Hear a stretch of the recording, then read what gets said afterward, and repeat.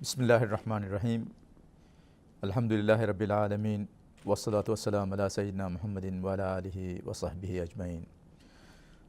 Honorable Deputy Prime Minister, Dato Seri Dr. Zahid, the Chairman of Asia HRD Awards Committee, Excellency Fahmi, Founder of the Asian HRD Awards, Tan Sri Dato Palan, distinguished members of the Award Committee, ladies and gentlemen. Assalamu alaikum wa rahmatullahi wa barakatuh. Honored, gratified, and humbled. Thank you very much for including me in the ranks of distinguished previous recipients of Asia HRD Lifetime Achievement Award. Any recognition of a lifetime's achievement is truly special. It is indeed an honor to learn that the Honorable Deputy Prime Minister of Malaysia, Dato Seri Dr. Zahid, is gracing this ceremony. Let me also convey my sincere appreciation to the Chairman and the Founder of the Asia HRD Awards, as well as the members of the Award Committee. Had my work not necessitated my presence in the Maldives, I would surely have joined you in person to receive this award and to thank each and every one of you individually. Excellencies, ladies and gentlemen, in 2013, my people and I, as a collective team, embarked on an exciting and equally ambitious project. Our lofty vision was to transform our economy, to bring it up to speed with a rapidly changing global environment, to transcend our difficulties, tap into our advantages, and recalibrate our development path. We assessed our core strengths: a youthful, educated, and enterprising population, a rich, pristine natural environment, and 50 years of bilateral and multilateral partnerships to support us in this national endeavor. We also took stock of our relative weaknesses: a sparse population, geographic dispersal, and limited natural resources. The blueprint in the form of my presidential manifesto was endorsed by the people. There were those who were skeptical. This president is overly ambitious, they would say.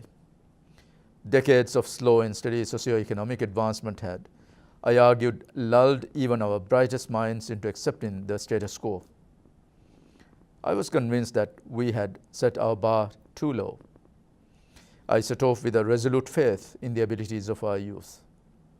I was certain that with the grace of Almighty Allah, we had the potential to double our per capita income in 5 years. I firmly believed also that 90,000 new jobs can be created for our youth to empower them in shouldering their onerous national responsibility. However, to achieve these targets, we had firstly to embrace change in mindset, in priorities, and in approach. Population consolidation had been our greatest hurdle.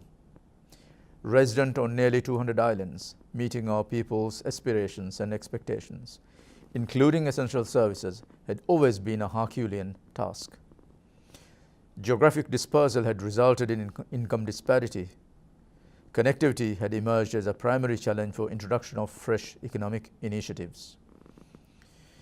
We have to take jobs to all corners of the archipelago, spanning 648 kilometers from north to south and 130 kilometers from east to west, with vast masses of water in between. So much needed changing. Standard improvements in education and healthcare had to be fast-tracked. The welfare system needed overhauling. The list, it would seem, was going on and on. Excellencies, ladies and gentlemen, 50 years ago, when we joined the ranks of independent and sovereign countries at the United Nations, we were classed among the 5 poorest countries in the world. Then, the per capita of Maldives was under $200. Life expectancy was still hovering below 50 years. Fishery, as it had done from time of our forefathers, was still the primary economic activity and main source of income. We were importing almost all our essentials, and stockpiles of food and medicine, among others, were no more than a few weeks' supply. We were highly susceptible to any external shocks. Until 20 years or so back, large chunks of our population were still living without electricity. Numerous islands were inaccessible during stormy weather. As we neared the new millennium, we were focusing on extending our telecommunications network to the more remote atolls. A decade ago, After having faced the unexpected shock of devastating 2004 Asian tsunami, we were preparing for graduation from the list of LDCs, knowing full well that the economic model of the old would no longer sustain growth under the revised principle of lesser donor funding. Distinguished hosts, Maldives today has the highest per capita GDP in South Asia at nearly US $8,000. Inflation is well under 5%. Our Human Development Index has in 20 years increased by 35%. Today we welcome nearly 1.5 million tourists annually. Our international reserves have doubled in 5 years. Our external debt in the same period had been reduced by 7% in spite of the introduction of unprecedented mega infrastructure projects with foreign direct investment. At the very heart of our economic transformation strategy is a wholesale modernization and expansion of our international airport, the gateway to the Maldives. Another runway, improved facilities, more parking bays, and a brand new terminal will collectively make the airport one of the best in our region, catering to no less than 7.5 million passengers. This development is essential towards the realization of another stated objective, the opening of 50 new resort hotels. Together, these projects will, inshallah, quadruple our tourism arrivals in the coming few years.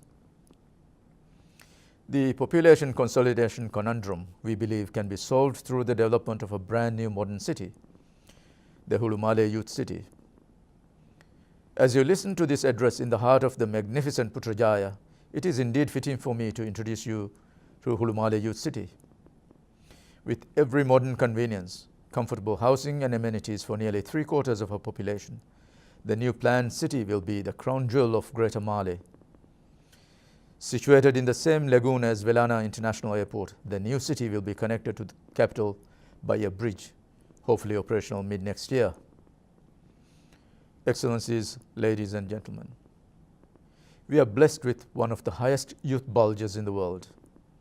It is their creative energy that drives our economy. They are the focus of my presidency. To the youth of my country, I say, opportunity, your dream, realize it. Investing in young people is a prerequisite for sustaining and enhancing economic resilience. To build reliable institutions, to implement major infrastructure projects, it is necessary to develop sound minds. We are moving towards a knowledge-based economy, where growth depends on the quantity, quality, and accessibility to information, where there is increasingly greater reliance on intellectual capabilities than on depleting and stagnating natural resources.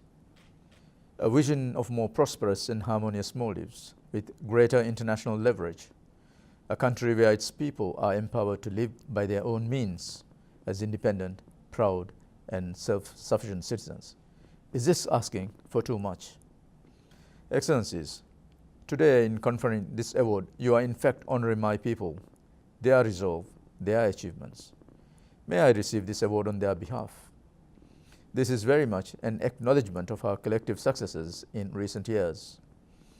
It is equally a tribute to the Maldivian spirit and sacrifices we have made to attain a better future for our succeeding generations. This award is also a source of encouragement for us to forge ahead along this path, for a leader to bring more innovative change, to set the trend for the future. It is a demonstration of an axiom that my people associate with me more than any other.